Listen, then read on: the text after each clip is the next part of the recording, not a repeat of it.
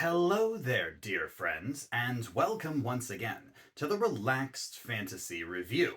Today, we're continuing our series in the Brand New Player's Handbook, talking about the subclasses that we find within. Today, we are digging into rogues. Rogues, when the book was first released 6 months ago, were a little bemoaned because they got a lot of buffs to their utility, their battlefield control, their functionality. They get weapon masteries, they have new cunning strike features, but one thing that they didn't seem to address was the fact that rogues didn't get a damage boost. They thought sneak attack needed to be buffed, and it wasn't. Whether or not I agree with that argument depends on, whether I've had my coffee this morning or not.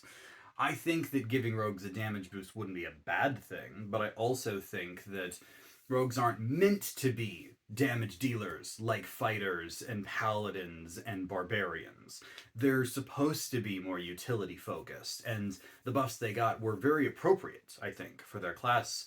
But their subclasses brought, just that little bit of extra spice to the rogue. And today we're talking about possibly the spiciest of them all, the Arcane Trickster.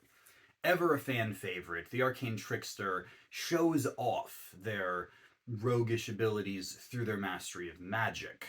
I say mastery. We'll get into the details of exactly how their magic works here in just a moment. Before we do, though, I'd like to let you know, Relaxed Fantasy Review has memberships. For just $1 a month, you can support me here on YouTube and get a couple benefits. First, you get a little badge next to your name in the comments, letting folks know you're a supporter. Also, you get early access to my videos. I upload videos Monday, Wednesday, and Friday, and I get them up a day early for members only. And finally, you get to hang out in the VIP room in the community Discord. The Discord's free for anyone to join, and you're all welcome there, but there is a VIP room specifically for members to talk to me about anything they like, really. D&D, YouTube, whatever.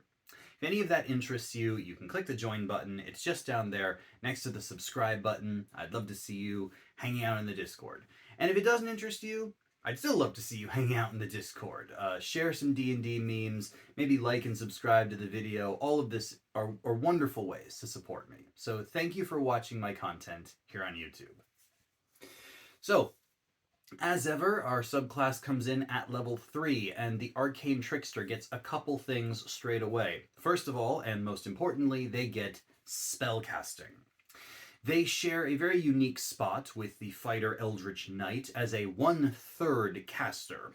Basically, what this breaks down to is that if you multiclass into or out of Arcane Trickster Rogue, the amount of spell slots that you get in the multiclassing table is equivalent to 1/3 your rogue level.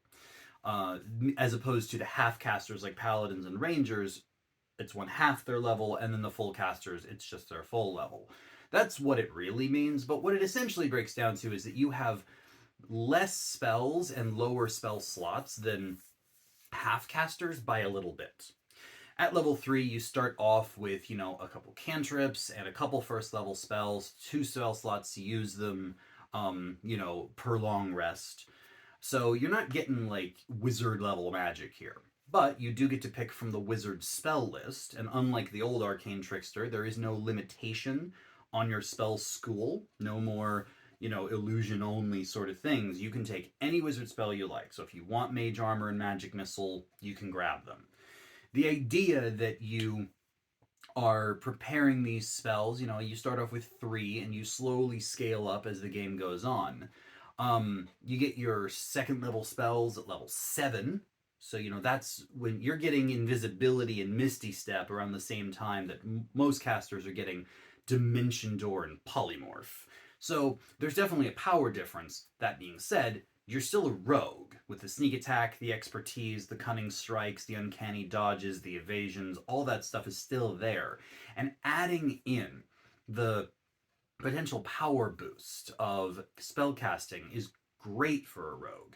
You do get a few cantrips as well, which is great.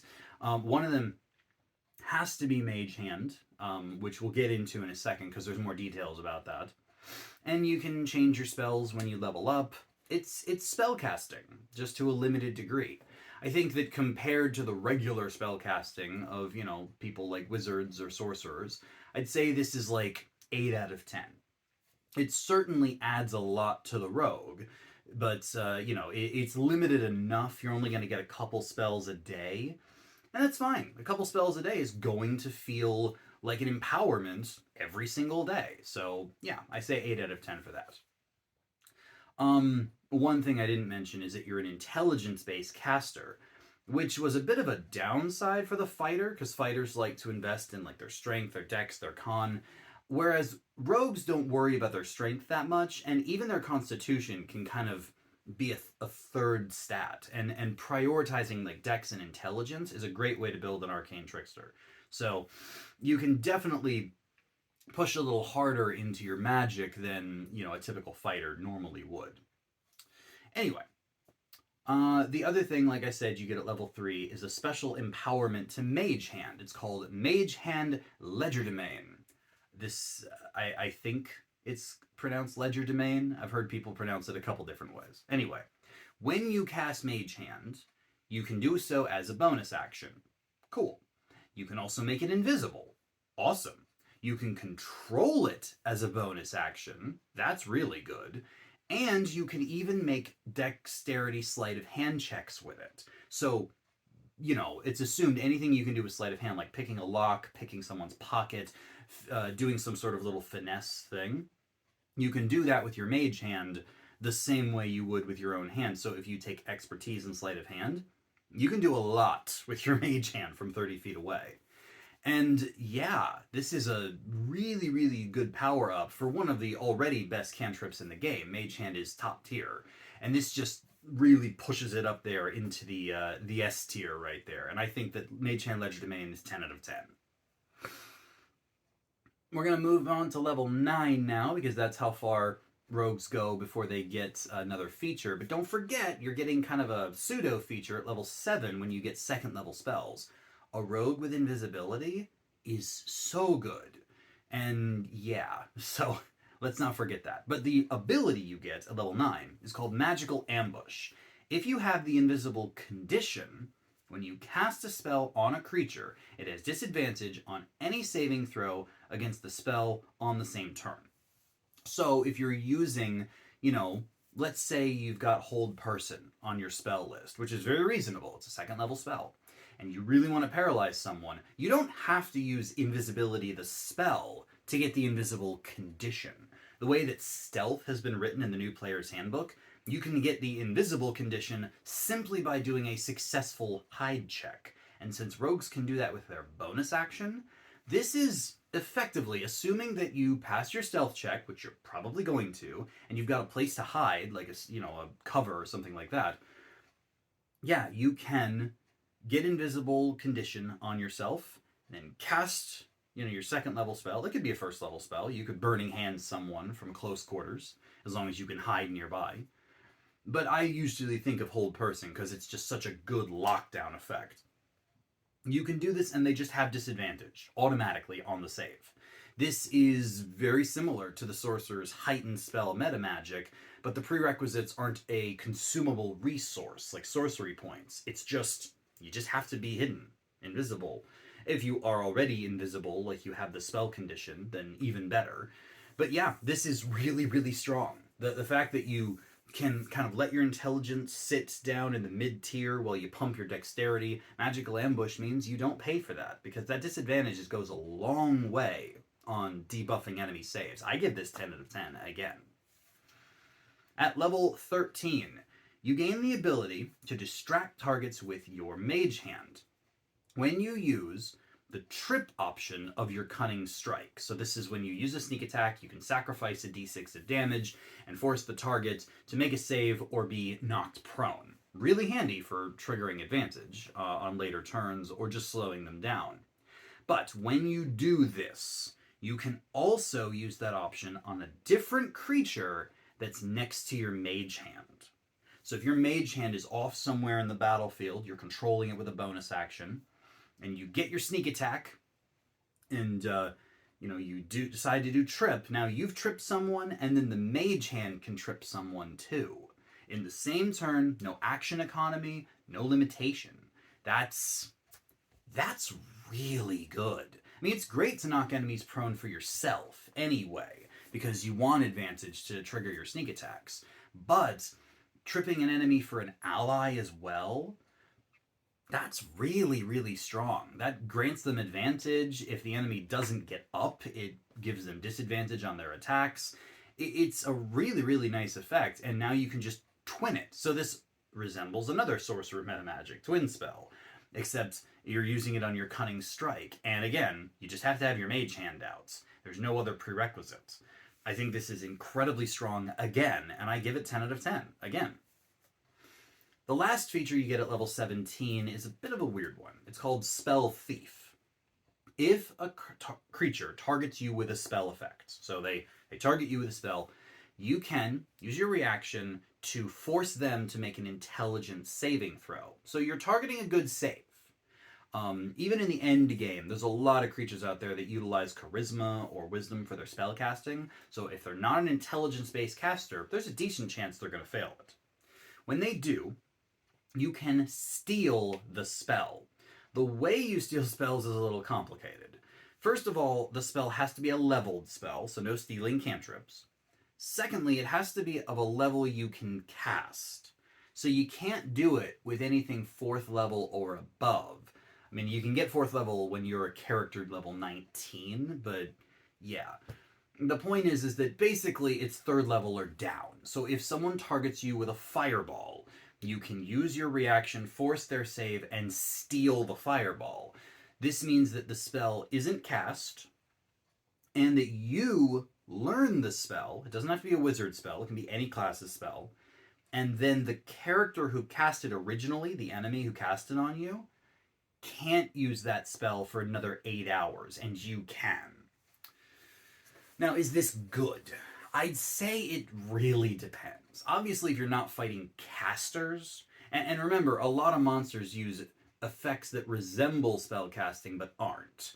You know, a dragon's breath doesn't count as a spell, it's just a breath attack. So there's a lot of features that this doesn't work on. Secondly, any caster at 17th level play is probably going to have spells above 3rd or 4th level. You know, you're fighting endgame stuff here, so you're going to be facing down a lot of 5th and up level spells. Now, again, a wizard who thinks he's crafty and fireballing the party, you're going to be able to steal that from him unless he upcasts it.